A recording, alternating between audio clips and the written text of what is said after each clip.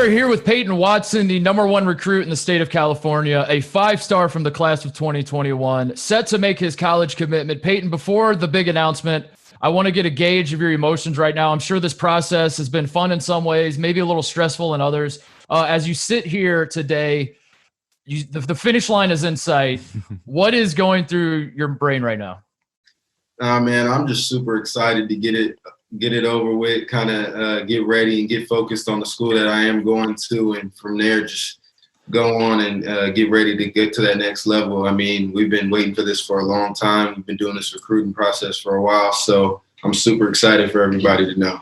And Peyton, all eyes are on you today, right? But we have to ask, you talk about the process, and the parents are involved in the process. And just from the parents' perspective, is it a relief for you guys to get to this point where, last summer, not that many people knew about Peyton. He kind of blew up on the scene, and now we have a decision day. What has this last year been like for you guys watching Peyton go through this whole experience? Hey, you gonna take that one? Yeah, I would certainly characterize it as relief, but I mean, we're very happy with the process. I mean, it's been a pretty quick process, seeing as though it initiated like maybe last year, this same time. So it's almost kind of been like a whirlwind. So getting to know all these coaches, different players all across the country. I mean, it's just really been an amazing experience. And to be honest, that wasn't my expectation that it was going to happen like this, but we're very pleased, and we're looking forward to his announcement today. Yeah, absolutely. Though you described it as a whirlwind. The whirlwind is now set to calm down a little bit for you as you're making your decision. Peyton, how are we going to do this? What do we have hat that we're going to put on? Are we going to do a banner? I'm always curious how guys decide to make their announcement. Like how ridiculous is it going to be? Yeah. There's a commitment. The other day, a guy put a mask on with the logo on. I saw. How are you doing it today? Man, I'm gonna just keep it simple, old-fashioned. I'm gonna just put a hat on, let you guys know where I'm going. All right. Well, with that being said, the floor is yours, Peyton. Go ahead whenever you're ready. After talking and contemplating with my family for a long time, we have decided that I'll be attending UCLA next. Wow! Yes. Oh, nice. I love Mom's got the yellow hat. Fantastic. Peyton, so you're a Long Beach kid. Your family, obviously, you guys live in Long Beach. Mom, does this mean he's staying so close to home? Is he still allowed to bring home his laundry? Is this a thing? Are you trying to get him, like, stay up in LA, like, go do your own thing? What's the vibe here now? He can definitely bring home his laundry. I won't be doing it, but he can bring it home. Okay. Do it himself. I'm happy he's staying home so we can get a chance to make more of his games. That's important. And then also so that he can get a chance to see some of his little brother's games. But I think it's far enough where he can have some independence. Okay. And Dad, I have to ask, I mean, last summer we had Grand Canyon, Montana, Santa Clara. Those were the 3 schools that had offered Peyton. And then he goes to USA camp and he gets the high major offers. Did you expect last summer at this time you would look ahead and say, hey, Peyton's going to play basketball at UCLA? That's pretty cool. It is crazy. And I was just actually telling this story to someone yesterday. Going to Camp USA, I was a nervous wreck because that's the major camp we had ever participated in. So, you have your insecurities. You're like, is Peyton really that good? Can he really compete with the top players in the country? And when we got there, he just showed up and showed out. I mean, he really had a great performance there. And from that point forward, I felt really confident about, the direction he was going and the trajectory that he was on. So, but totally to go from Grand Canyon and Montana, which are great universities, where we are now is really amazing in a year's time. Yeah, but come on, it's not UCLA. Well, congratulations, Peyton. Congratulations to the whole family. We're gonna ask the parents to step aside. They got another son to worry about. Christian. Yeah, Christian's up next. Peyton, you're old news. You've made your commitment. You're going to UCLA. They got to go do the whole process with your brother now. So we're gonna go let them deal with him. We want to talk to you a little bit though now about. Take a break, guys. You deserve it. Yeah. See you guys. So what specifically about UCLA won you over, Peyton? Was it just the location? Was it just that it was close to home? Anything else that factored into this decision? Nah, just for us, it checked all the boxes. In every aspect, it filled what we needed. Because it's not only a basketball decision, it's a life decision as well. So life after basketball is something we talk a lot about in my household. and eventually that ball's gonna stop bouncing. So I feel like my education at UCLA, my ability to come back if I do leave early and get that degree and set me up for life, it's a big deal. As far as basketball goes, I love the coaching staff, Coach Cronin, Coach Rod Palmer, all the staff. They've been extremely generous to my family, extremely hospitable, and just always giving us the truth and nothing but that. So that's why we decided at UCLA.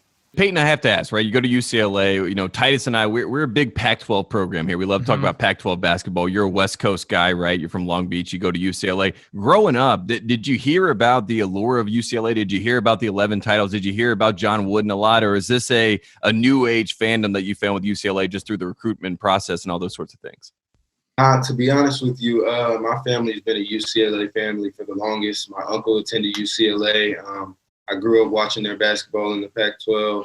I know about their history from as young as I can really remember. I've been hearing about UCLA because I just have that much of a basketball family. So I always knew growing up that if I had the chance to go to UCLA, it'd be something that I really have to consider very hard. So to be in that position and be blessed enough to actually attend the university is super mind-blowing to me, especially given where I was just a year ago. So it's really exciting, but we're ready to take it on. Yeah, for context, for those listening or watching that haven't necessarily been following you closely, a year ago you were what, 3 inches shorter, was it? You were Tate already brought up the level of interest you were getting. How much has your life changed? I want to talk more about the process of what this last year has been like for you. Just going through a recruitment, because I think like a lot of the general public, if you pay attention to the news, college basketball recruiting seems to be the sleaziest thing on earth. It seems to be just like the dirtiest, shadiest, like there's not an honest person involved. Did you feel that as someone who just went through it? You're a 5-star prospect, like as the public reads all these headlines, you're the type of guy that like would typically be in the center of all this shady, sleazy stuff. Is that something you felt along the way? Like, did you ever like stop and look around and say like, what is this business? Or was it just mostly smooth sailing for you? It's definitely had some questionable and up and down.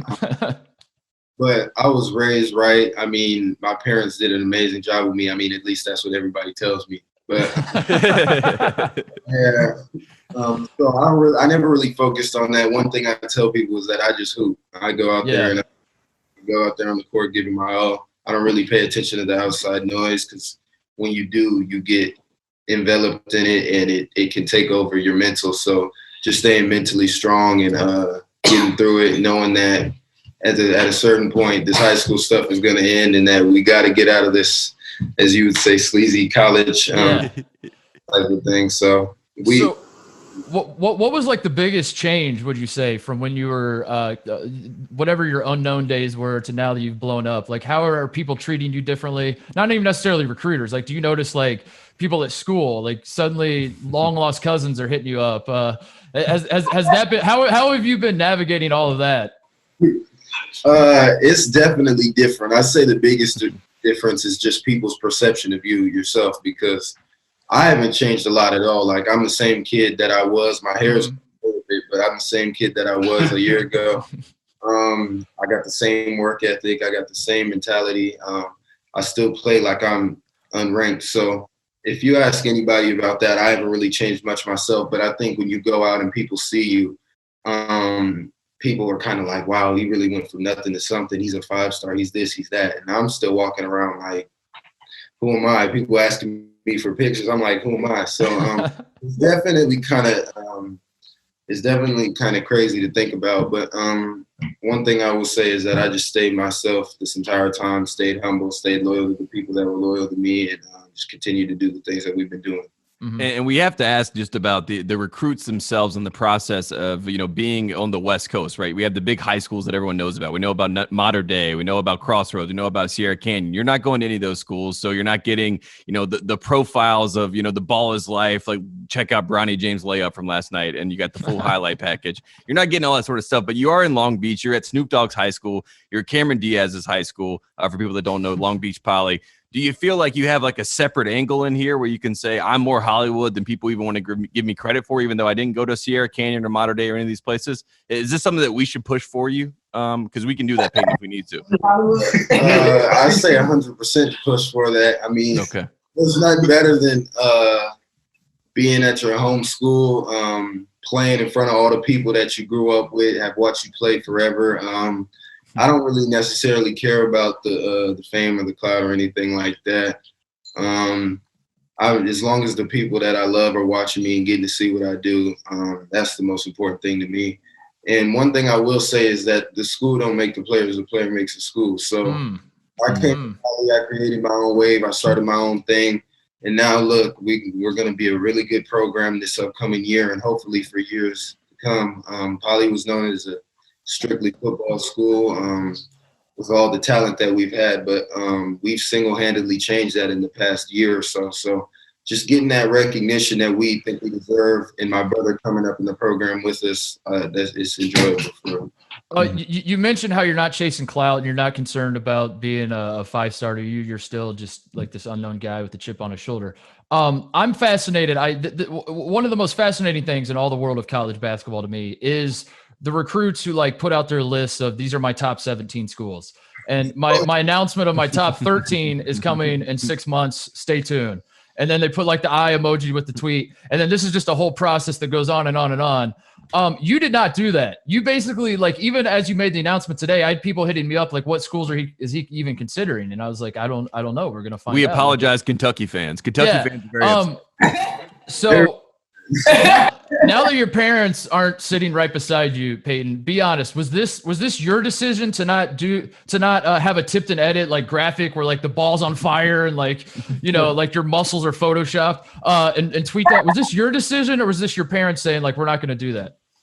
Well, it's kind of a collective decision. I mean, to be honest with you, I didn't have that much more than 12 offers. So to be putting out a top 12, top 17. I don't think any of the guys do. I think they just like make their list anyway, whether they've been offered or not. I think that's how they do it. No, but for us, it was just about the schools that were recruiting us and really showing us love. We were focused on them just as much as they were focused on us, because at the end of the day, you got to do your research on the schools and the programs to figure out which one is the best fit for you as a person, what's the best cultural fit, and the best academic fit. So that's just what we focused on. And yeah, that's how we got down to it. And Peyton, I have to ask, because you have a lot of mentors in your life. I think your grandpa played in the ABA, so you've been around basketball. But Trevor Ariza is another person that came up as someone that's mentoring you and keeping an eye on you, and just having those guys in the basketball circles that are watching over you. Kevin Durant came to one of your high school games. What does that feel like, just being, you know, of that younger generation and having those older generations, you know, reach out and latch onto you and want to see you do well and succeed? Oh man, it's big time. The biggest thing for everybody, I say, is confidence. So just knowing that you got those OGs behind you, pushing you, the ones who have already done it, whether that's Trevor, BD, Matt Barnes, all those guys who are from UCLA, that was another big part of my decision, just knowing that I had a community and I had a family around me, just watching what I do, pushing for me, and just only wanting the best for me. So it's really important to me. Be honest, how much did those guys get in your ear about going to UCLA? You mentioned Matt Barnes, Trevor Ariza. I can't help but notice that they're also UCLA Bruins. Is that did you feel any? And in all seriousness, like the overall decision, how much of it would you say is like, obviously you want to go to UCLA, but at the same time, I'm sure other people are offering their input. I'm sure even mom and dad had like offered their thoughts, and you know, friends probably offered their thoughts. I'm sure Trevor Ariza offers his thoughts. How much of it do you weigh? Like, ultimately, this obviously was your decision, but like, how much do you talked about tuning out noise? Some noise is good, some is advice.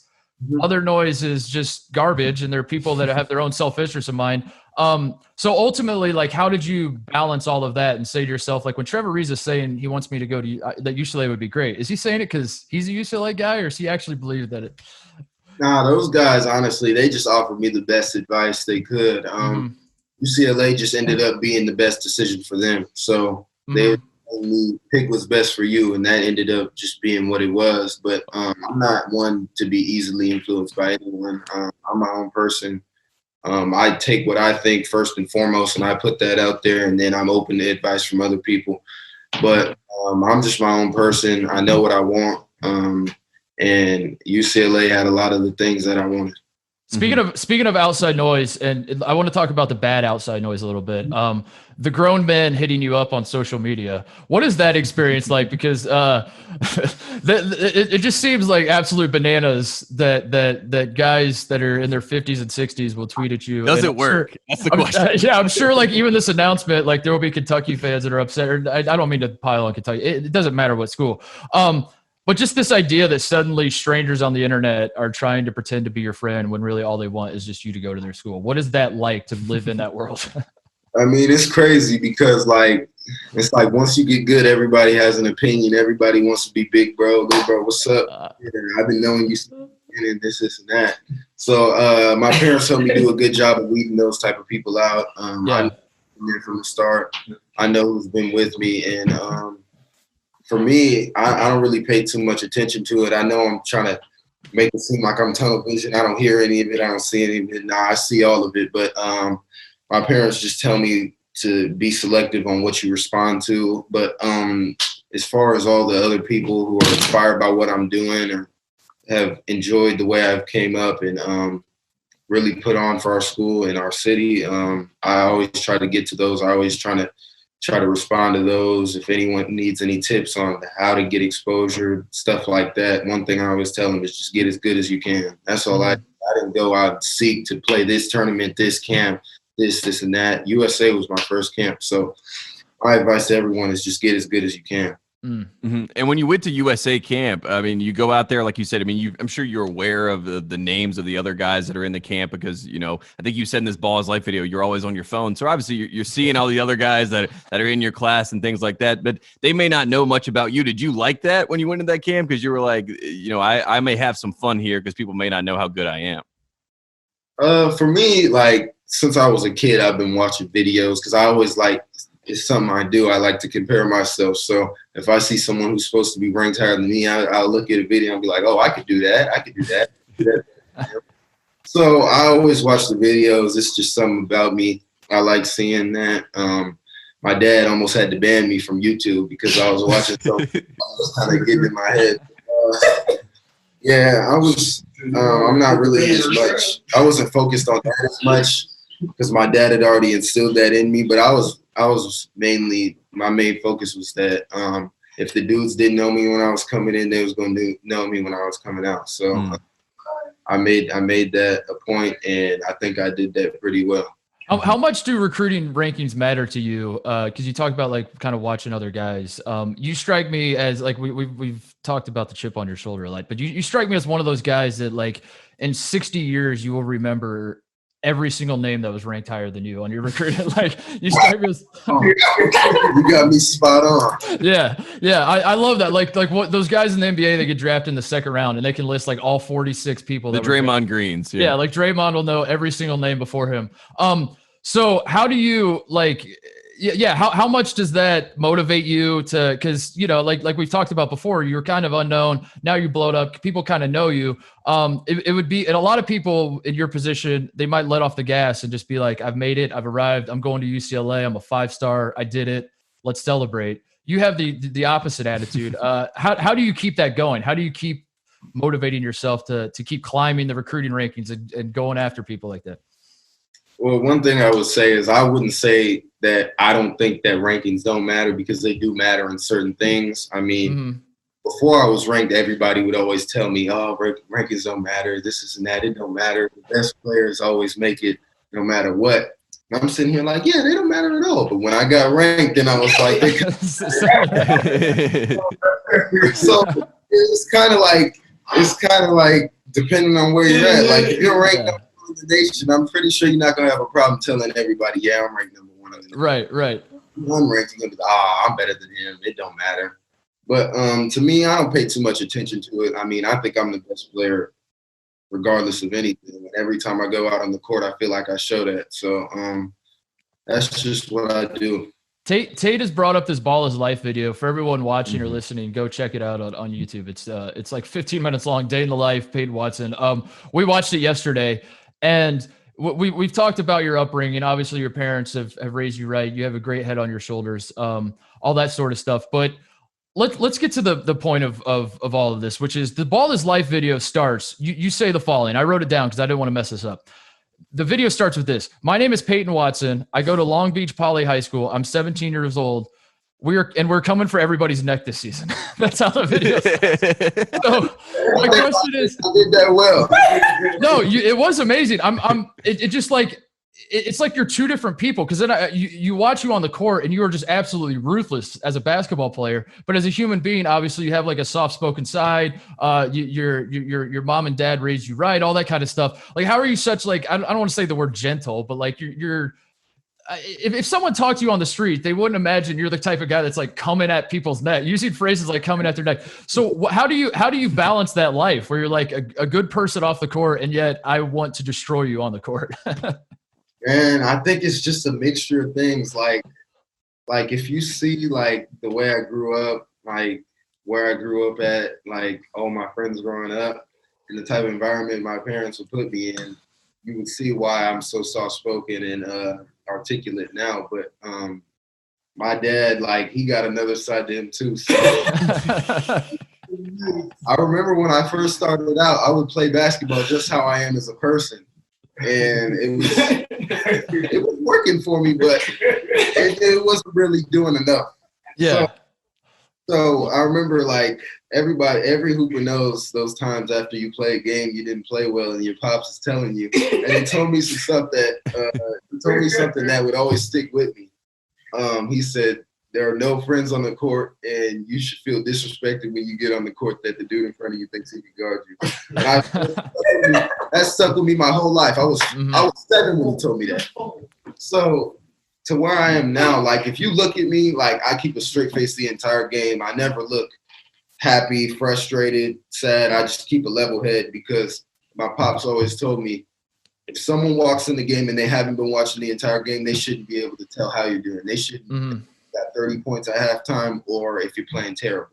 So that's just one thing my pops told me, and that you just got to be a killer on the court, because at the end of the day, everyone's trying to accomplish the same goal here, and everybody's trying to kill you. So it's either kill or be killed. I was going to say, with Mick Cronin as the head coach, who might be trying to kill the officials. I mean, having that mindset might be perfect. You know what I mean? He's like, this guy, he gets it. He gets it. I want to bring up Peyton. You also you were on the show Blackish, and you were in a basketball scene, like an AAU basketball scene, and this was, I went back and watched this episode, a clip of it. I mean, you look like you're a star. So if basketball doesn't work out, is there a future in acting at the end of the day? Can you be the next Cameron Diaz?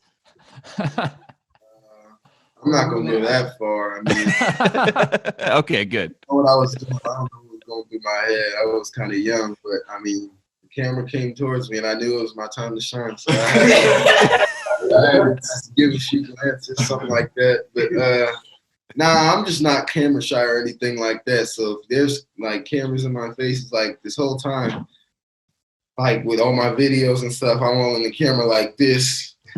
But yeah, I'm just an outgoing person. I'm super extroverted, and I like to be around people. So that's how I am. Sounds great for UCLA. UCLA is a perfect fit. I'm excited about this. We're we got to ask about the G League, Peyton, because this is another thing that's kind of dominating news. Is a lot of these guys, a lot of 5-star guys in your position, are choosing to go to the G League, take the money, not deal with all the nonsense of college, of having to go to class and not being able to profit off your name, all that kind of stuff. Was this something you ever considered, one? And two, you're still a year away from going to UCLA. So I'm not trying to like be a downer to UCLA fans, but there's still a year to go before you're going to go to college. Like, is that something that you will consider down the line, or is this a firm commitment to UCLA that you're definitely going to school? I'm 100% committed to UCLA. I know that that's the route for some people, and everybody has their own race that they're running. But for me, it's important to me and my family that I go and I get my education at such a prestigious university. So for us, we want to go. We want to learn some stuff, and obviously, college is a fun time. So my parents always stressed that to me. They wanted me to experience that the same way they did. They're both college graduates, so for me, it was locked in stone that I was going to go to college. But as far as my thoughts on the G League, that's the right decision for some people. Some people want to feed their families right away. Some people want to work like pros already, and I understand that 100%. So salute to those guys who are taking that route and pioneering this whole thing. They're very, very brave, and I'm excited to see what they do. I'm rooting for them. Mm-hmm. And Peyton, one last thing I have to ask, just from just a curiosity standpoint, you grow 6 inches in 3 months. How much did your life change just being 6 inches taller? Is there anything in particular? I mean, did you have back problems? I mean, what is, because it just seems like such a wild thing to happen in 3 months. The crazy part is, and I was just thinking about this the other day, is that as a freshman, I had crazy growing pains. Like some games, it'd be so bad that like I didn't even want to go out there and play. So my knees were hurting bad. But the funny part is I never really grew that much.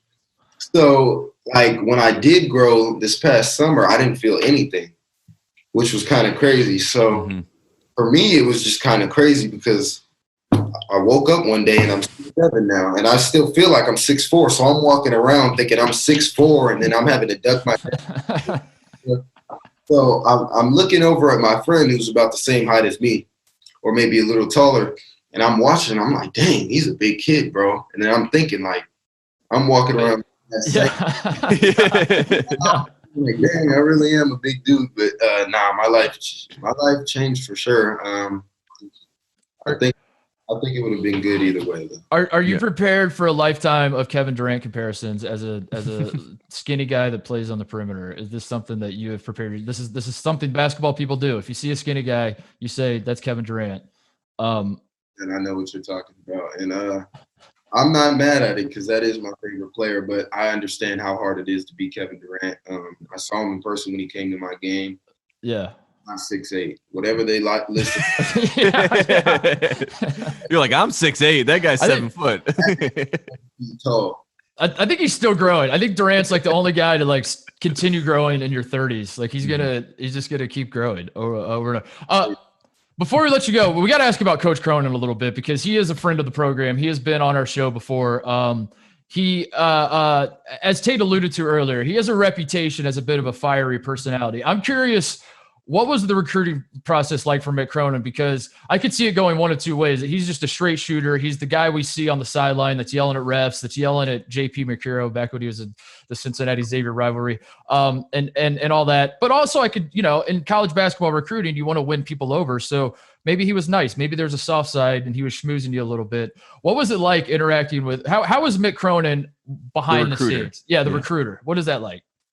He's super straightforward, super bluntly honest as you would expect. But like, I gotta say, he's one of the coolest coaches ever. I could talk 30 minutes straight just about different things. Like he called me when all those riots were going on. We were talking about Black Lives Matter, all this other stuff.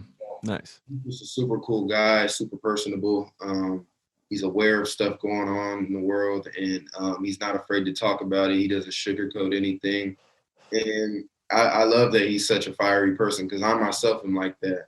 My high school coach is like that. And we don't necessarily get into it, but he challenges me. I accept the challenge and I come back at him. And when I do it, I'm like, yeah, I did it. Yeah. So that's how it is for me. I mean, I'm not scared to be yelled at. I've been yelled at my whole life. I'm not built like that where I'm soft. I'm going to break down if you yell at me one time or say, it's not going to hurt my feelings. Do you feel like you're unusual in that regard? Because it seems like the modern era of college basketball, all the coaches are trying to basically be players coaches. They're not necessarily trying to coach guys. They're not trying to be like father figures, so to speak, or whatever. They just kind of want to be your best friend and they don't want to yell at you. And that seems to be like the days of the fiery coach. Like if you go back to the 80s, there were a million fiery coaches that were yelling at their play, whatever. And it feels like the stereotype would be that the modern college basketball recruit is soft and can't handle that. Did you feel that when you look around your peers that a lot of guys like can't handle being yelled at, can't handle being pushed? I'm not going to put anybody out there like that. I mean, we were all coached in different. What about your brother? Let's just talk about what about him? It's the worst of it because he gets it from me and my dad. So he's adapted to that. He can handle it really well. We kind of know how to handle those types of situations. Yeah. For us though, it's like being coached hard. I mean, that it's going to bring the best out of somebody or it's going to fold them. And for me, so far, it's only brought the best out of me, and I only continue to do that. The higher you get up in these levels, these dudes are going to be more and more honest with you. And I think that it's just very, very important, very, very important for you to get that experience before you get to the league or somewhere like you got to go to the Spurs. And Greg Popovich, the first day he's cussing you out, and you're like, well, dang, I didn't think it like this. Yeah.